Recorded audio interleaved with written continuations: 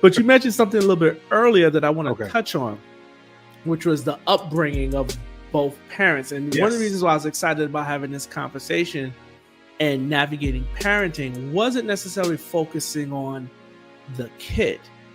It was really more so focusing on bringing two different people together Mm-hmm. to make decisions, right, for the child. You know, like Mhm. when most people think about navigating co-parenting when we're not together. And I think one of the conversations I don't hear nobody talk about is when you have that child, how do we Yeah. parent together? Because the assumption on the outside world is, oh, we're in lockstep. But this lady just saying, the words are very menological. So we listen to the words verbatim, right? Women speak from the emotions, so you got to understand what the emotional intent was. But I'm going to speak from a man's ear right now. She says, let that man discipline them, right? Which tells me there's opposition. When you say let, that means, to me, the way I'm hearing it is stop interfering with him, disciplining them, if I can say it there like that. Yeah. So now that tells me, okay, we should have been in lockstep when we started having children, when we got married, when we were together, whatever the case may be. But we're not. And I think this is a conversation we need to have. What are some of the challenges about parenting together, even when you're in love?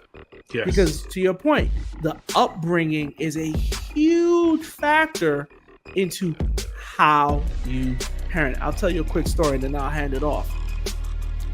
So for me, right, the minute my kids got to, I don't know what grade, 3rd, 4th, every Saturday and Sunday they had to commit to an hour to academics.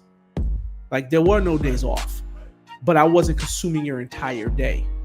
Why? Because that wasn't applied to me growing up, and I saw the challenges that I had, you know? Mm-hmm. So this is an adverse effect of how I grew up. Mm-hmm. So I am consistent. Being the way I grew up, you're not sleeping in bed. Come 8 o'clock, get out the bed. Make the bed.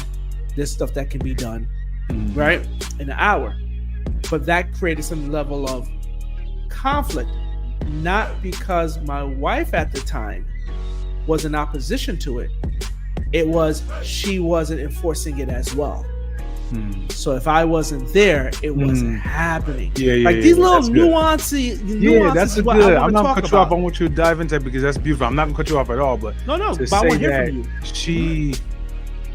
it wasn't necessarily that she disagreed with it, but she didn't reinforce it.